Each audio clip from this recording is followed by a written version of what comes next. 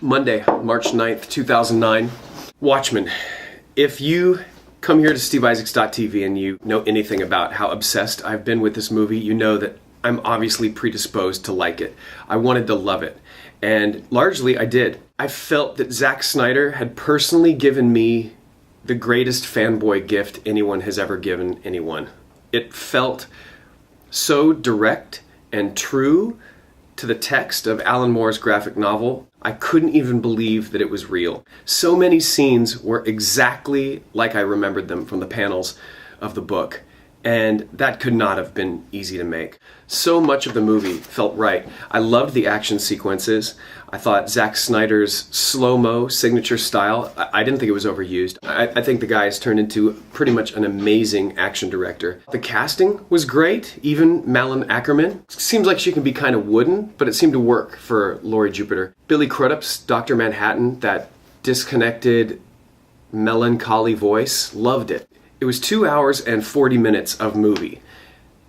It never seemed to get that slow, and that's a testament to some really good editing. That's not an easy movie to make. The use of period music, Bob Dylan, Simon and Garfunkel, Leonard Cohen, I loved all of it. The soundtrack I didn't think was that great. The actual original score, wasn't feeling it so much, but the song selection was genius, and there were many, many really great scenes that I think put Watchmen among the best comic adaptations ever.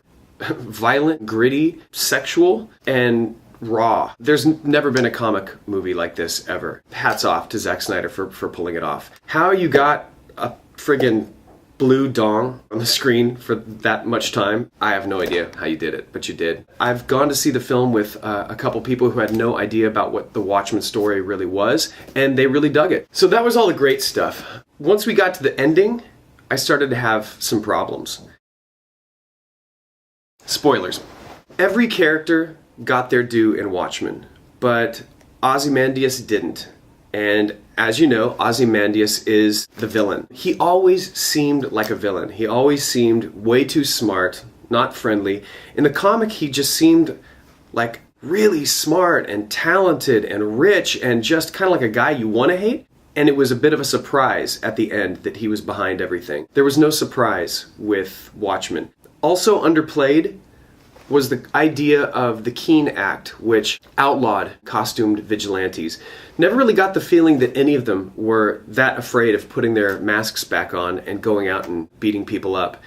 The biggest change, obviously, was the squid. At the end of the comic, as opposed to Ozymandias blowing 15 million people up with a giant atomic bomb, he underwrites the creation of a gigantic squid-like alien-looking creature, teleports into the middle of New York, and it creates some kind of psychic shockwave that destroys half the city.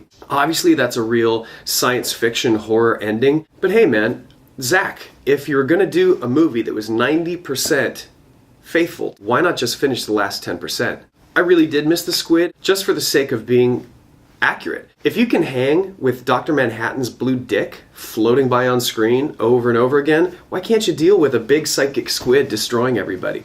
One thing was really lacking at the end, a sense of dread at that kind of human price being paid for peace. The end of Watchmen, they mentioned briefly that 15 million people have just been destroyed. Zack Snyder needed to have a few really long shots of thousands of extras bleeding and slumped over and dead in the streets of New York and Los Angeles if that was what happened.